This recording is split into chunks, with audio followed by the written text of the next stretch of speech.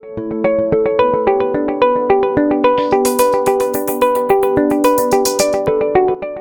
everyone, I'm Susanna. Welcome to Exploring Beautiful Minds. Thank you all for subscribing to my channel, for liking and sharing my videos, and for joining me in the conversation of today, which is perhaps one of the most important moments of my life. As my guest today is the one and only Neale Donald Walsch, author of the bestseller Conversations with God, and I simply cannot hide my excitement. Welcome, Neale. I'm so grateful to have this conversation with you today. Well, it's lovely to be here, and I appreciate the opportunity to share this time with you. How may I serve you?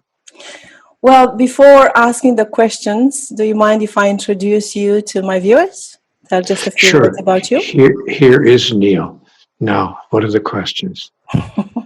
Because, introductions are all just fluff and nonsense.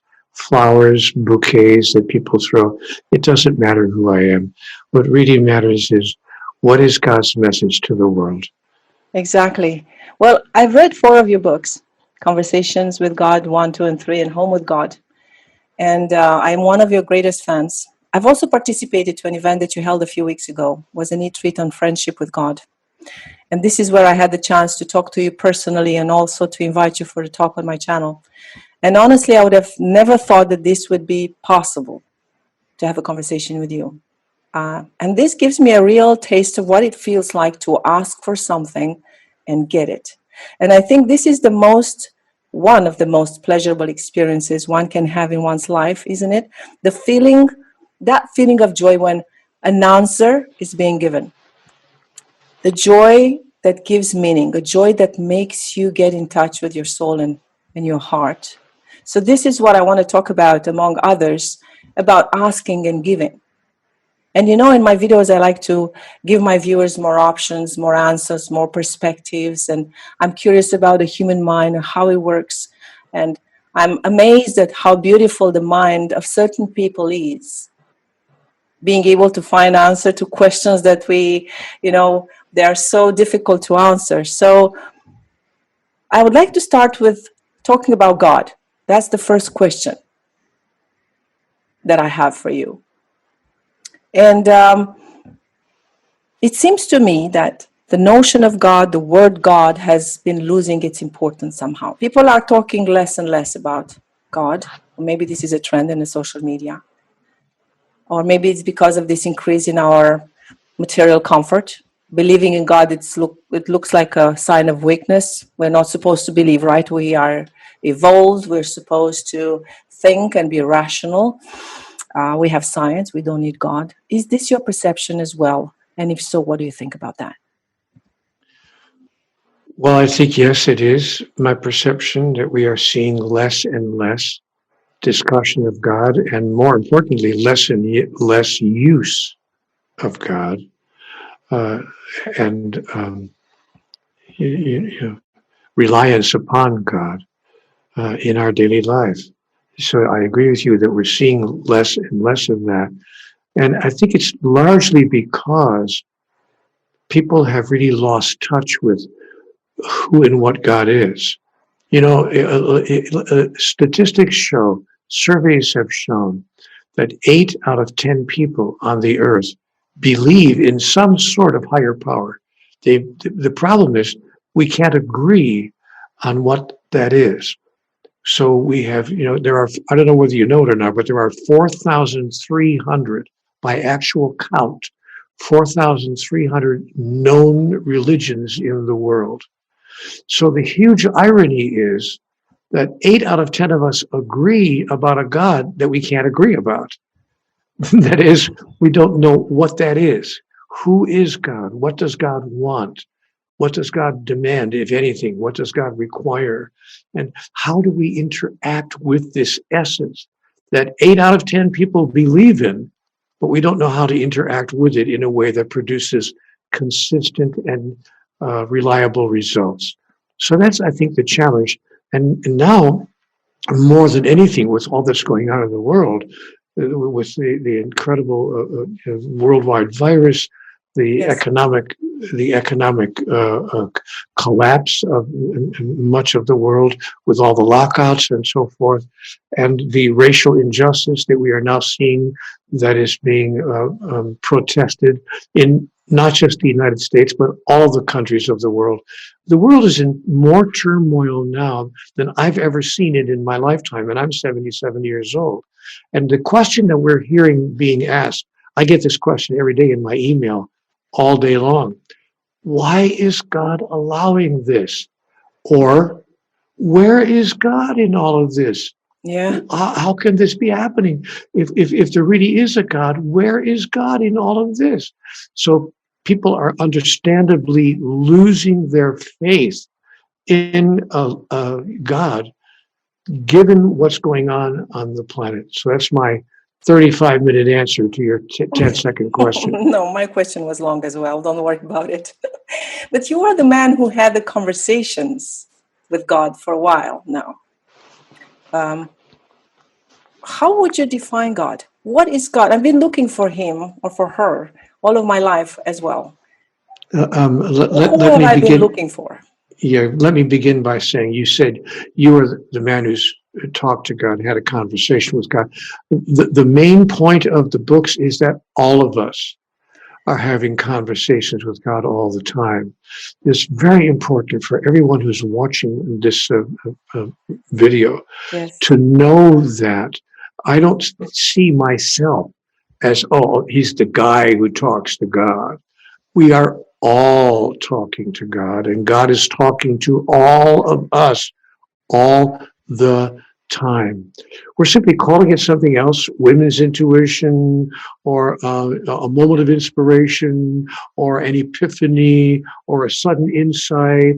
Whatever we want to call it, we don't dare call it a conversation with God, because then we'd be ridiculed and marginalized, and perhaps laughed at. So we call it everything else.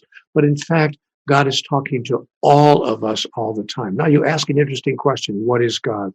I've only been asked that question 5,647,000 times in the past 25 years since the publication of the book. And my answer has remained the same for the past 25 years. It's much easier to answer the question, what is God not, than to answer the question, what is God? So let me answer the question, what is God not? Please. Zero.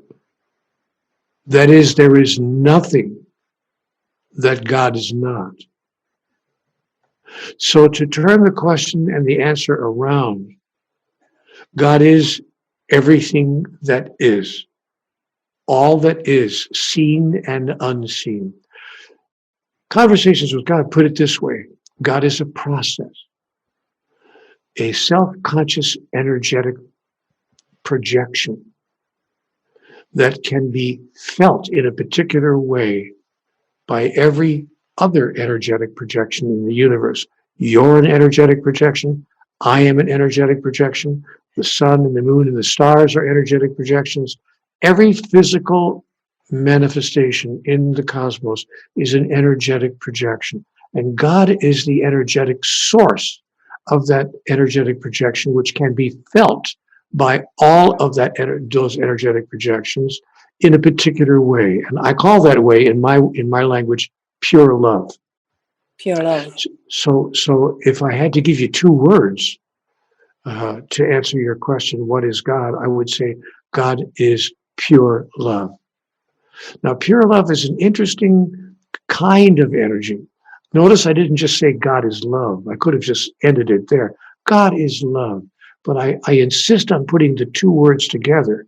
God is not just love, but God is a particular kind of love we call pure love.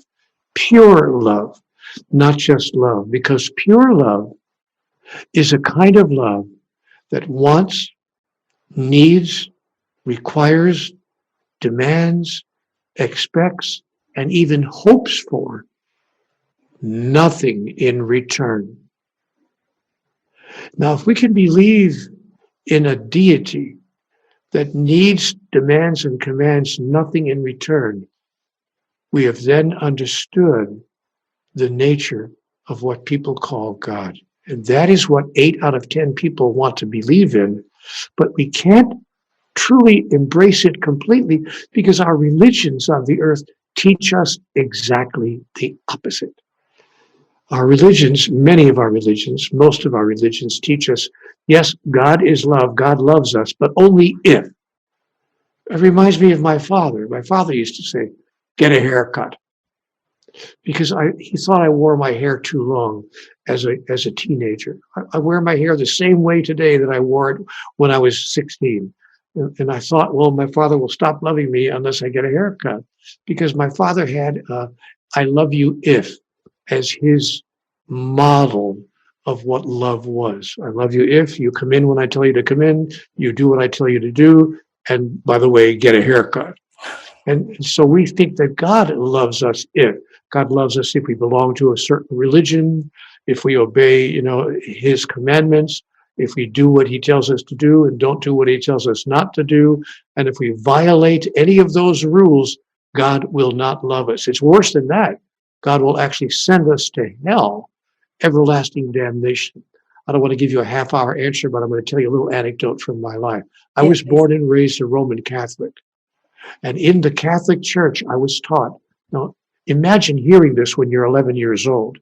I was taught at the age of 7, 8, 9, 10, 11, that if I miss Mass, not if I rape someone or hurt someone or steal someone's money or damage someone's property, if I simply miss Mass on Sunday, and if I die before I confess my sin, before going to heaven, before going to confession, if I don't go to confession and confess my sin, God will send me to hell. Everlasting damnation, torture you can't even imagine, described as hell for missing Mass on Sunday. That's the kind of God I was told to believe in. And at the age of 11, I'm asking the priest in catechism class, Father, really? God will send me to everlasting, unending damnation because I didn't go to Mass on Sunday? What are you telling me? What are you saying? And you have to understand that billions of people believe that if you're not Christian, if you're a Muslim, if you're Jew, if you're Hindu, if you're a Baha'i, if you're a Buddhist, you're going to hell. So is it any wonder that people have given up their belief in God, a God who loves us only if we do it God's way? So when I teach of God, and by the way, I have a new book coming out in December called The God Solution. And in The God Solution, I teach of a God who says, guys, you've got me all wrong. I love you no matter what. I love you no matter what. So then what type of relationship is there between us and God? How should we look at it? Is it like any other type of relationship or one that transcends a regular? Well, it is like other relationships if we love other people without needing, wanting, demanding, commanding, and expecting and hoping for anything in return. But if we don't have those kinds of relationships, then God would not be like our other relationships. So it depends on what your other relationships are like. God has given us a model in how to love others. Because if I only love you, if you do what I want you to do, then I'm not loving you. I'm loving me through you. I'm simply using you as a way of loving myself. But if I love you, no matter what you give to me in return, including nothing, you don't give me anything in return. If I don't expect, demand, require, and hope for anything in return from you, then I've learned how to love you. So then my relationship with God would be like my relationship with other people. Our relationship with God is this. God is an energetic source, a source of this particular kind of energy. And that energy affects other energy. And so our relationship with God is one of the best friend you ever had in the world who says, you know what, use me. I can put my energy at your command. If you use my energy, you can experience internally the reality that you wish to experience. And if you all were to use my energy co-jointly, that is, collaboratively at the same time, then you could actually change your exterior collectively created reality as well. Because God has given us free will, free choice as a civilization, as a species, to collect our planetary reality in any way that we choose. Sadly, we are choosing to act like 4-year-olds. Yeah. But My missile is bigger than your missile. yes, I know. I have a question about that a bit later, but I wanted to stay with this subject for a moment because you said that it's that type of unconditional love, and apart from mother to child, because it's the only one. This is the only one that I can refer to. That type of unconditional love of being there no matter what and loving somebody no matter what. We have very little reference points. I mean, we don't know God's love.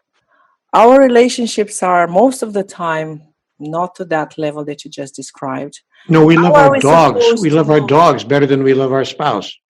Yes. Because you love your dog, you don't expect anything in return. You give him pets, hugs, squeezes. Oh, such a wonderful puppy. And meanwhile, your husband is across the room saying, I wish you would treat me that way.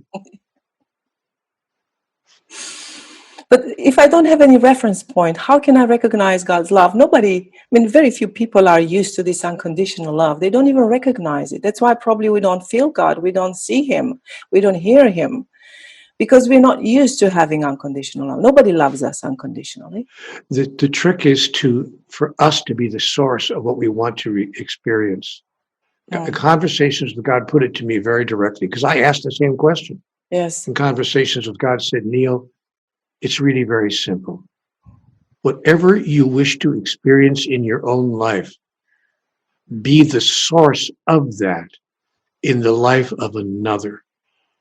Because what flows through you sticks to you. So if you want to experience unconditional love, experience it as the giver of it.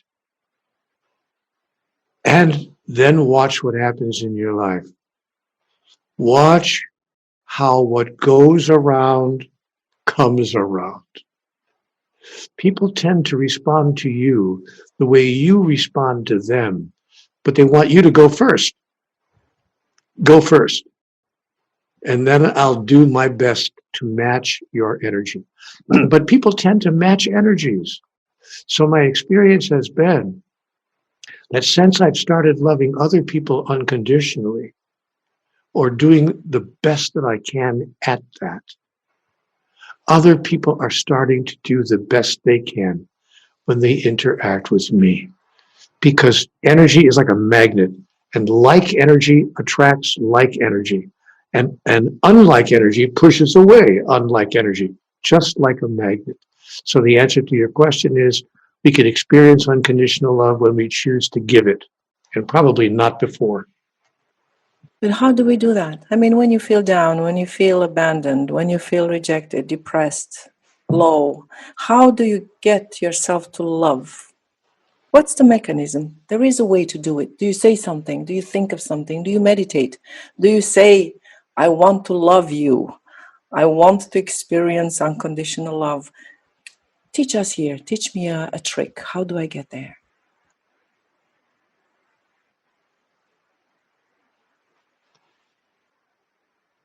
I think, who am I? Who do I want to be? When I look across the room, I've been married for 13 years now to a wonderful, wonderful woman. She's really an incredible person. Anybody who could live with me for 13 years got to be incredible. So she's a remarkable, remarkable lady who has a huge heart.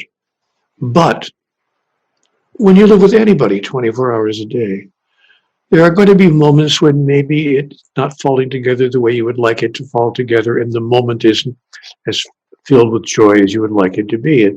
And whenever I encounter such a moment with my beloved spouse, I will look at her and I will say in my mind, here's the tool you asked for a tool, here's the tool that I use. What does this have to do with the agenda of my soul? Wait a minute. There's something going on here. In this moment, there's something going on. What does this have to do with the agenda of my soul? And is there anything I'm seeing over there that I have ever seen over here? Is this other person acting in a way that I have never acted in my life? Or is there something happening over there? Am I seeing something across the room that I have seen over here in the mirror at least once in my life? The answer for me is always yes, of course. The only difference is that when I act that way, I'm totally justified. It's only when you act that way that you're not justified. So what I do then to bring me back to that place of love is to get to a place where, oh, I understand. I understand how a person could act that way because I've acted that way. That doesn't mean that I agree with it. It doesn't mean that I condone it. It doesn't mean that I wanted to do it again, and I'll do it again. It doesn't mean any of those things, but it does mean that I can understand it. And therefore, I have a powerful tool to get to a place of love. I don't even have to forgive the other person for the way they're acting, because understanding replaces forgiveness in the mind of the master. Folks, remember that for the rest of your life. Understanding replaces forgiveness in the mind of the master. Understanding replaces forgiveness in the mind of the master. And when we understand how a person could behave the way they're behaving, when we understand how life could be presenting itself the way it's presenting itself, then we can move to a place of loving it just the way it is and needing it to be no different. Now, as well, finally, my second part of my answer to your question, how do I find that place of love? I said earlier, by knowing who I really am. You know what, my friend, if I think that I'm a mammal, just a body, a mind and a body, that this is who I am, I'm going to have a hard time getting to that place of love.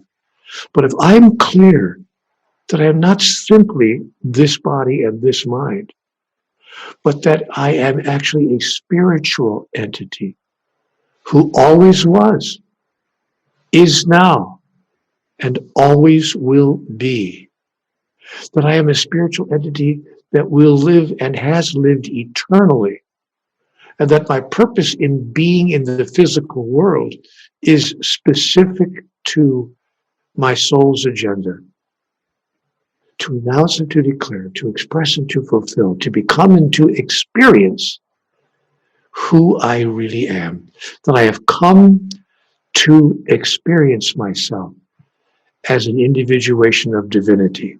That's my agenda. I'm going to share something with you which is kind of daring.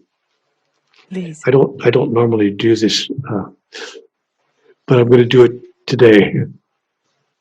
I have a thought that I say to myself when I walk down the street, when I go into the grocery store, when I show up to do my banking, when I go to the post office, or even when I walk into the kitchen and encounter my beloved spouse. There's a statement that I say to myself that is very spiritually daring. I don't say it out loud, but I say it to myself.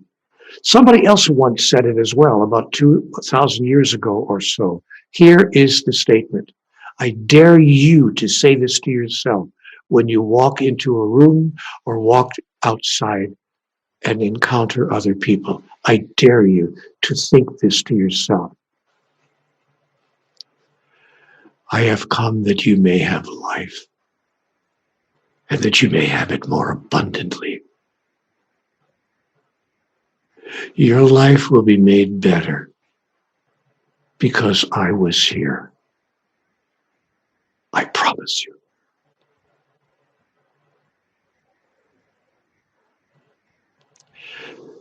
I dare you to say that.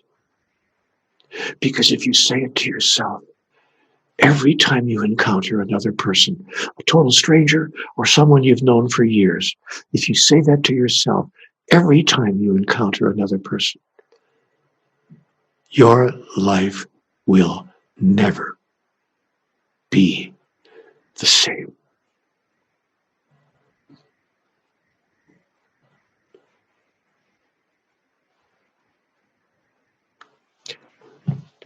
You got to forgive me. I cry at my own stuff.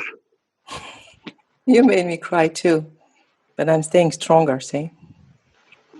I feel goosebumps all over. This is how I recognize the truth when I hear it. I have some sort of an instrument of perception of truth inside my body that allows me to vibrate with it. And really, this sounds like pure love. But Neale, is pure love a possibility for us as humans, or just Of course it is. Of course it is. And the proof that it is possible for us as humans is the fact that it was taught by every major spiritual teacher of every major world religion. Now, they were either all scam artists, every one of them were bamboozling us, and they were all lying to us. Jesus was lying. The Buddha was lying. Muhammad was lying. All the great teachers of all the world's religions were lying to our face. And they were scam artists, or they were telling us the truth.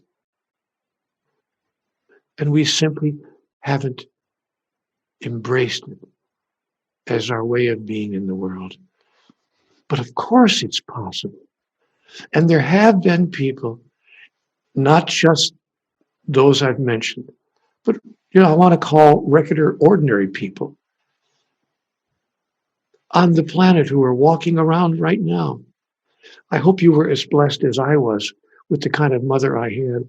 I know that it's very popular for people to say my mother was a saint, but I'm here to tell you, my mother was a saint. And she understood. She didn't love me just when I was a little baby, helpless. And, of course she loved a little baby. She loved me when I was 16, 15, 12, 4, 6, 9, 30. She loved me as an adult without condition. And she taught me that it is possible for regular human beings to think to themselves, I have come that you may have life and that you may have it more abundantly. Your life will be made better because I was here. I promise you. This is so beautiful and powerful indeed. Just by hearing you saying, I'll try to do that myself and see what it gives. But I can only imagine. And because my next question was, how do we know that pure love? How does it feel, that pure love? This is so sad, Neale, that most of the people don't even feel love, forget about pure love. But listening to you, hearing your words, and allowing that feeling to come forth, I think I have a glimpse of it, and I can only imagine. I think it's overwhelming. Don't you believe that this type of love that we're not used to could be overwhelming to someone who's... Most of the people don't feel pure love because most of the people have not chosen to give pure love. See, we're waiting for the other person to give it to us. We have not decided to be a leader, a spiritual leader. Let me explain to you what a spiritual leader is. Yes. A leader is not someone who says, follow me. A leader is someone who says, I'll go first. I'll go first.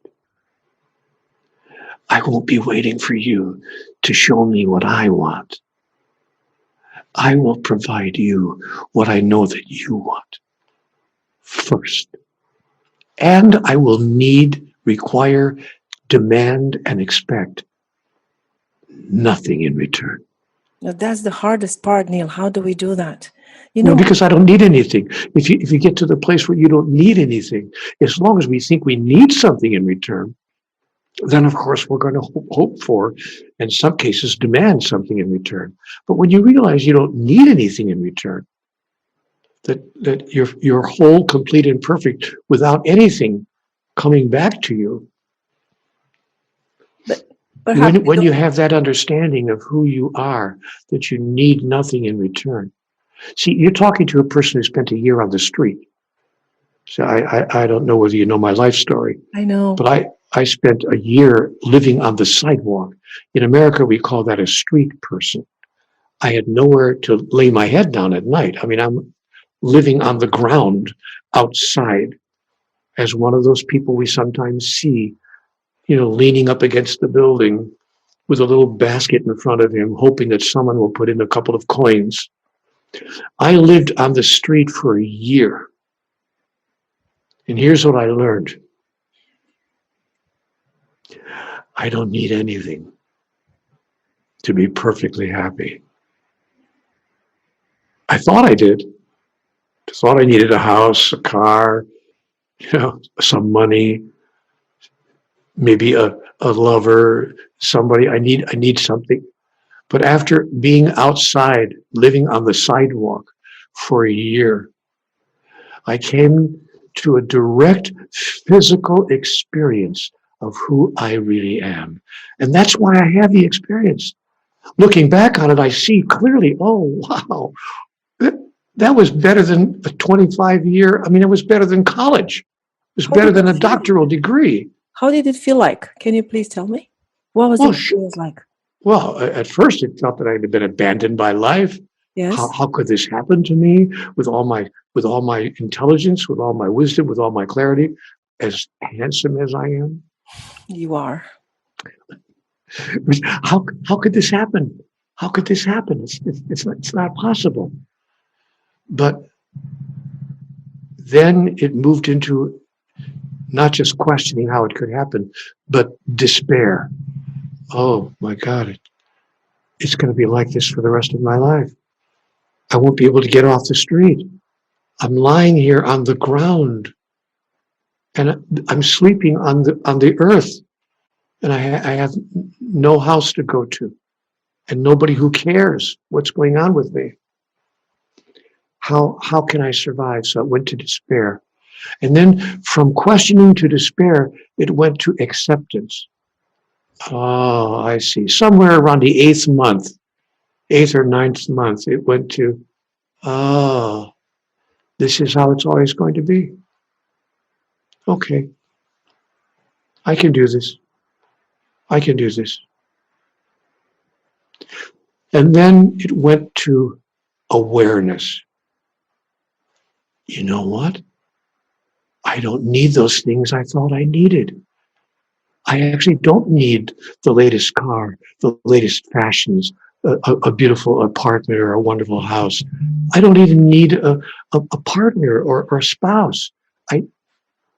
Wow. And I don't even need money. I'm still here 10 months later. I just go out on the street and I ask people for money. They don't give me thousands of dollars, but they might put a few coins in my hand, maybe some folding money, some actual paper money in my hand once in a while. And if I ask enough people, by the end of the day, I can actually eat. I can actually go to the fast food joint and get a hamburger and get some French fries. I'm here 10 months later. I don't need any of the things I thought I needed. That, my friend, was liberation. An exercise in liberation. That's how it felt. Why do we always have to go through this You period? don't always have to go through this. You just have to listen to me. I'm telling you right now, don't go through it. You don't have to go through it. Okay. You don't have to go through it. I was stubborn. I'm a stubborn guy. So, I had to go through it, but you don't have to go. The average person doesn't have to go through it. Just listen to what every spiritual master, and I'm not that. I'm not saying that I'm one of them. I just copied them. I'm a copycat. I'm a copycat. But just listen to what the spiritual masters have told us through the centuries. Men and women, holy people, have told us these things over and over and over again. So we don't have to go through it. But you're welcome to if you want to. No, thank you. But still, there's many people, as you say, the average people that go through these feelings, through these depressive states, through these situations when they go through very intense and difficult challenges, and they don't get to go through these phases. They don't get to the place where they understand they don't need anything, and they suffer. Well, gratitude is a tool that can be used to get there.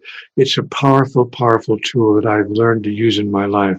When we move into gratitude for everything that happens to us, all the setbacks, all the challenges, all the obstacles, and when we move immediately into gratitude, thank you, God, for helping me to understand that this problem has already been solved for me.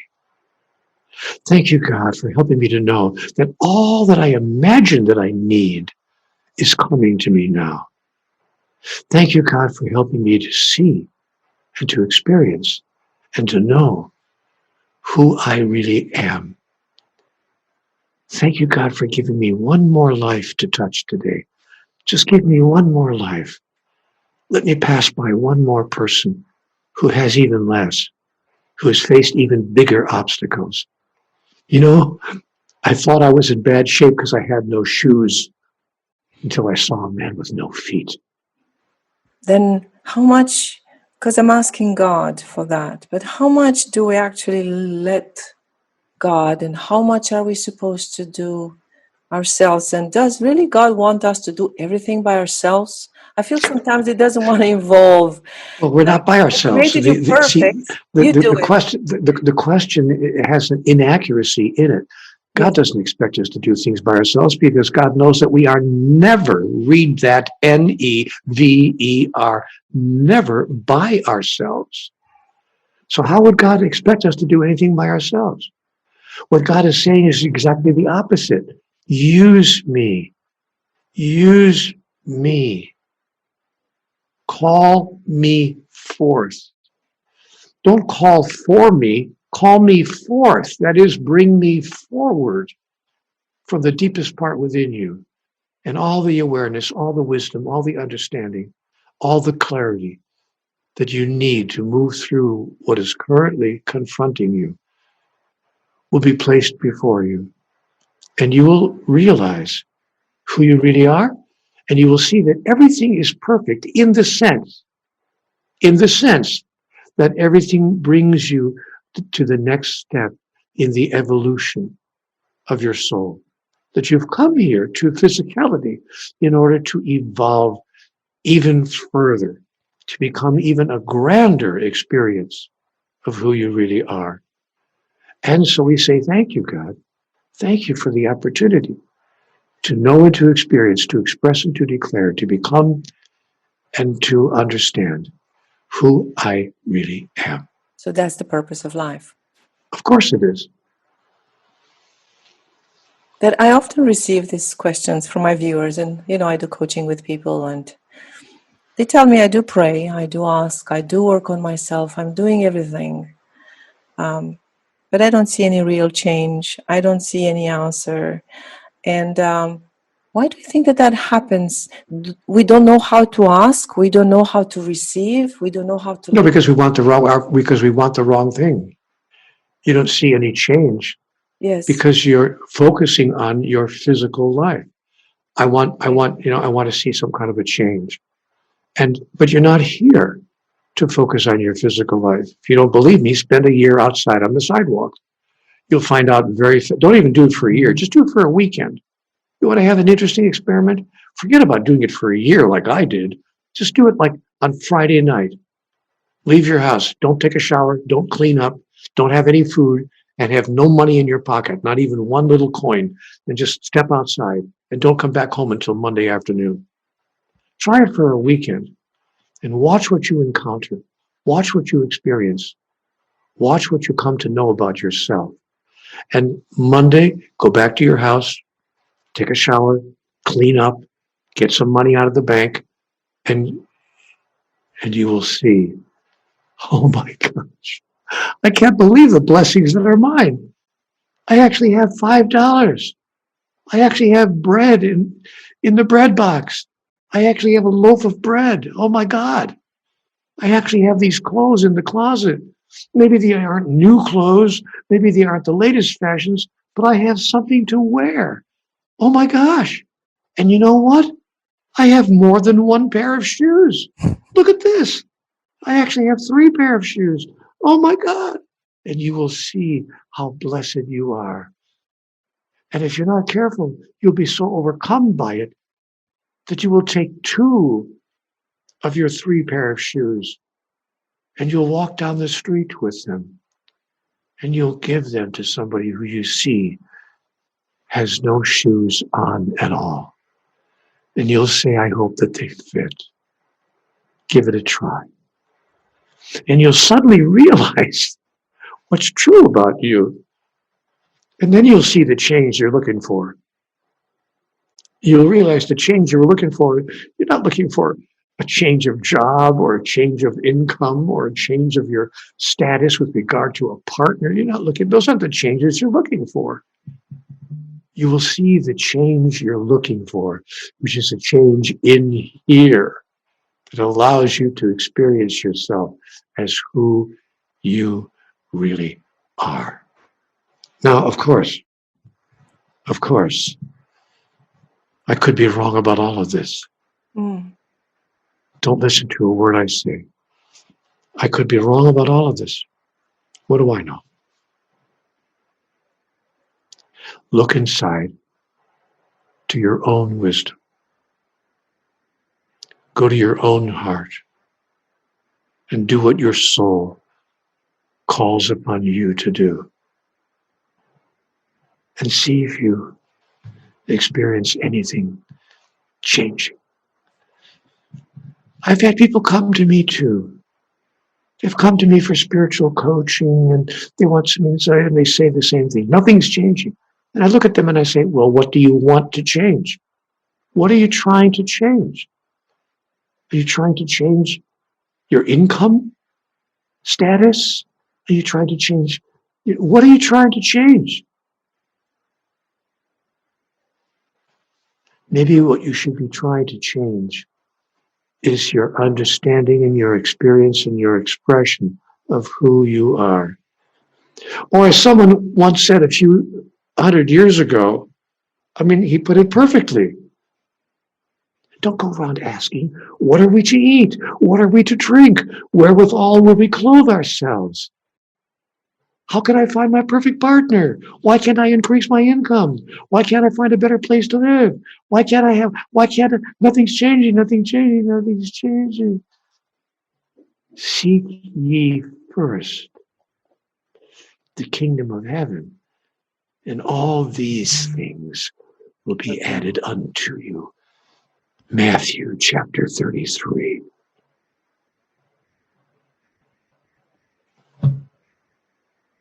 I could, of course, be wrong about all of this. But I don't think so. Most of the people that I work with, they don't even look necessarily for a bigger house or for a new relationship. They simply want to feel better. People that are struggling with... Make someone else feel better.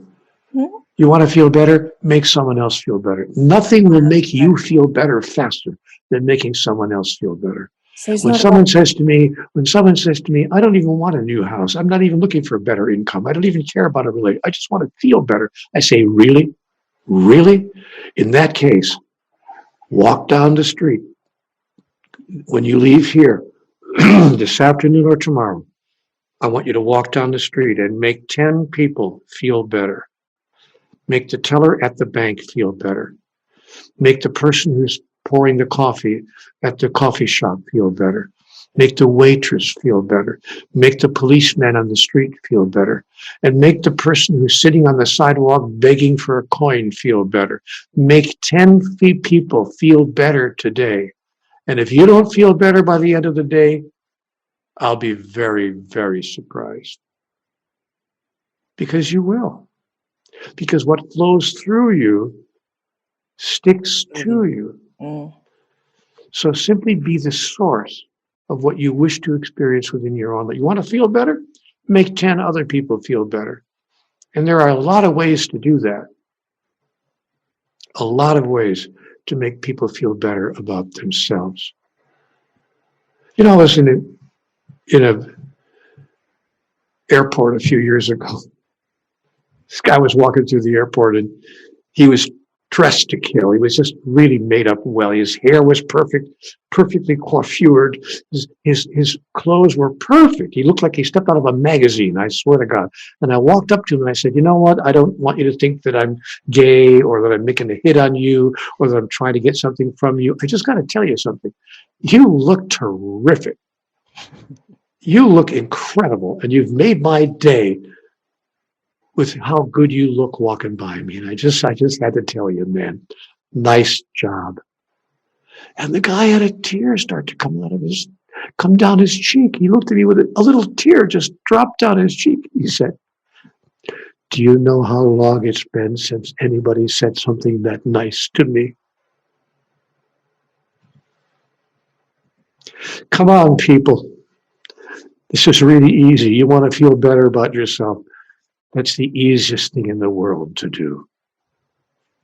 Bring joy to somebody else. Even when you're depressed.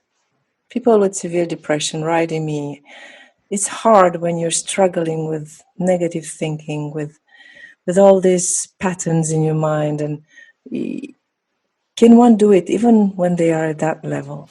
Yes, I think so. Even when someone is clinically depressed, I believe so.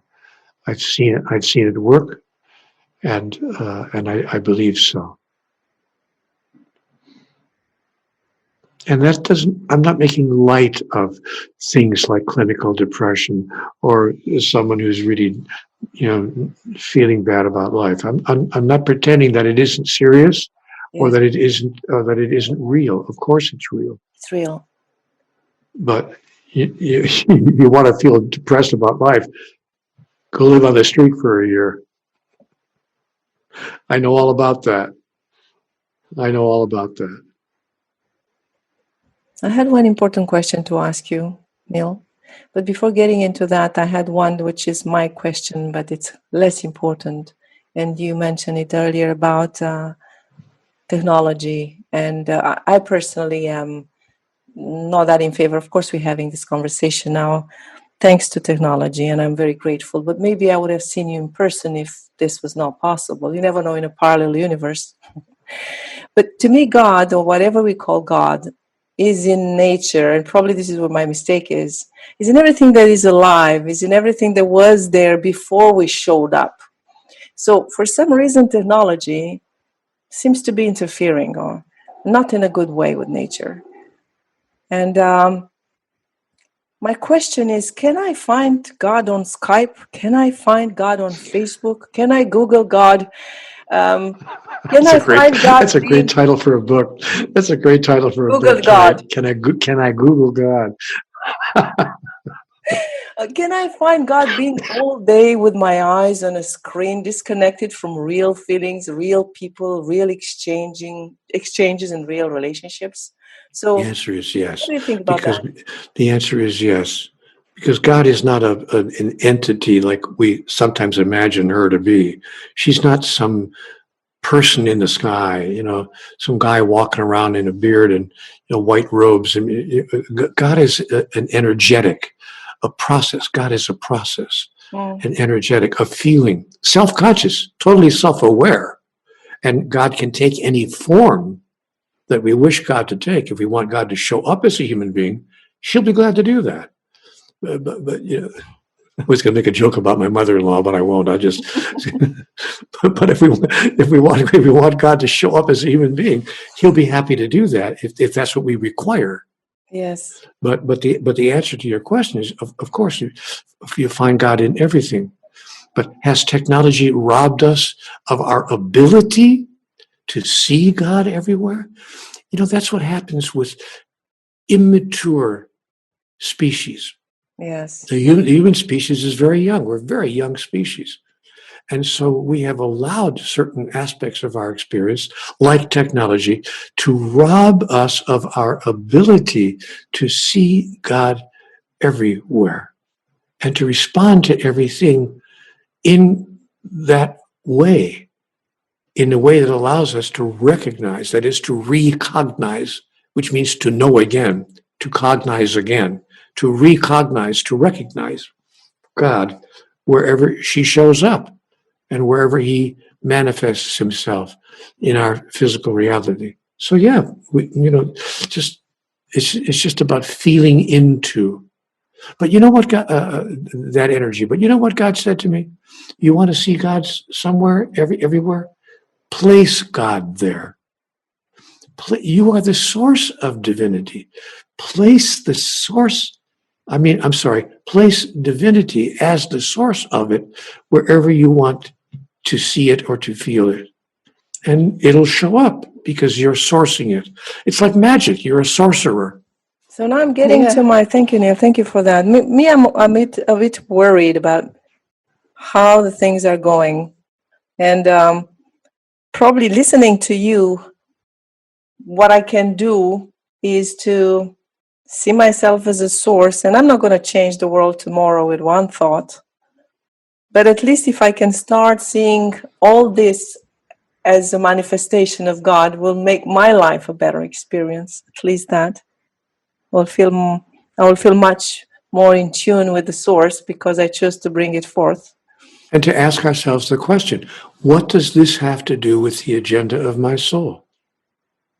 What does this coronavirus spreading around the world have to do with the agenda of my soul? What does the economic collapse of so many nations have to do with the agenda of my soul? What does the racial injustice that we are seeing protested in all the nations of the world have to do with the agenda of my soul? What does this moment and all that it is presenting have to do with the agenda of my soul? Those are the questions that masters ask. And the answers are the answers that masters give. And suddenly life turns into an entirely different experience. You suddenly understand, oh, I see why I'm here. I see why I'm here. So one can expect that, right? We can expect to have a moment of understanding. We know when we know, right? Do you know when you know, Neale? Yes, you know when you know when you know that you know. You actually know that you know. And you actually know that you know that you know. You know? Yeah. So I guess all the other moments are moments when we don't know. It's very simple, right? Or don't remember. And we don't remember. We simply don't remember. We get caught up and it's like watching a movie. Did you ever go to a movie that was so good you got lost in it and Yes. you actually thought just for a moment that it was actually happening? Your body reacts as if it was actually happening. And, you perspire or you start breathing heavily or your body reacts as if it was actually happening. You get scared. You have to remind yourself, wait a minute. This is only a movie. This is a film. This has nothing to do with ultimate reality. So what, if anything, might I be able to think or say or do that could contribute in some positive way to the shifting and the changing of what I do not wish to any longer watch the world experience?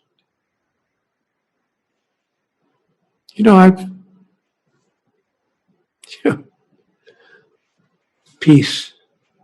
Be still. Be still. I'd like to get to my most important question. This is my most important question for you and for God. And it's in book number 1 that God says, and every time I read this or I hear you saying, mostly when I hear you saying, maybe you want to say it for me, please. Your biggest fear is fear itself. Is my biggest promise. Is untrue. Biggest lie.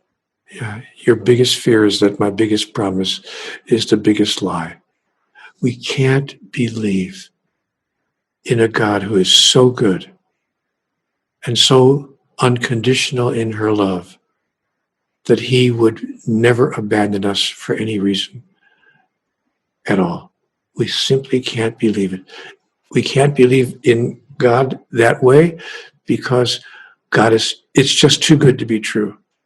Just too good to be true. And I'll never forget what God said to me when I said that to her. I said, man, you're just too good to be true. And he said, well, if God can't be too good to be true, who can?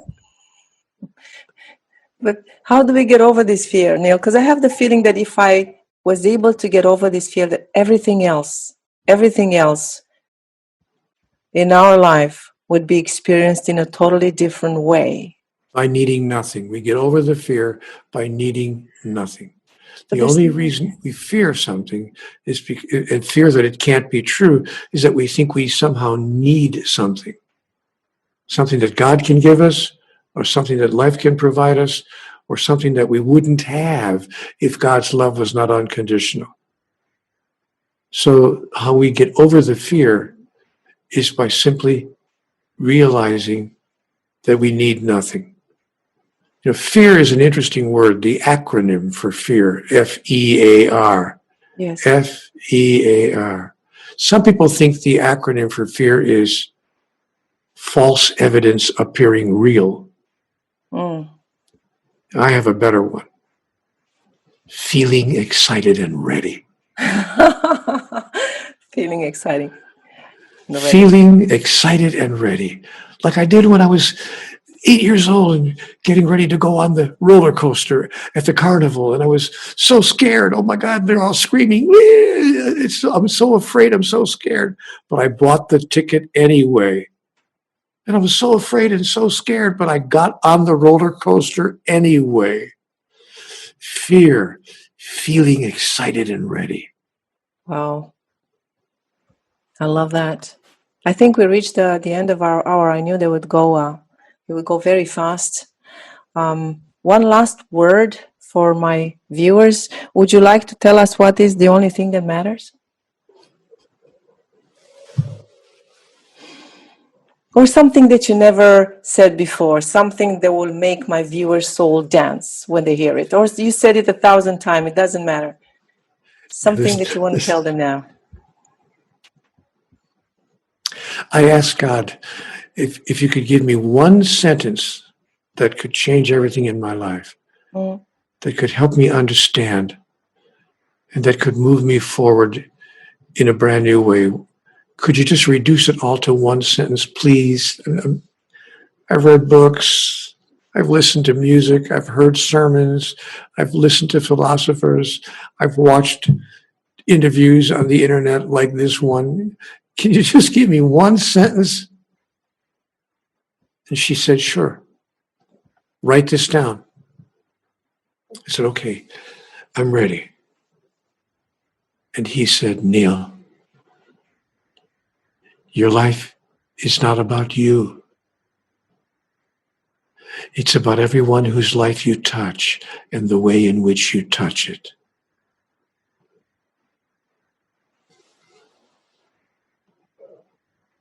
And that's it. What a piece of information. I thought it was about me. I'm worried about me and my life and my future and my happiness and my depression and my upset and my anger and my joy. And I'm worried about, how and my family and those I love, of course. I'm worried about you. God said, Neale, sweetheart, it's so simple. Your life has nothing to do with you. I didn't send you down there to worry about you. I sent you down there where you were needed. Your life is about everyone else whose life you touch and the way in which you touch it. But having said that, watch your life change when you step into the living of that understanding. I didn't have the time to ask all the questions I wanted, but that's okay as well. I'm so grateful. Thank you so much for this gift. It is a gift. I take it as a gift you offered to me. because it's not about me, but it's not about you. It's about our viewers.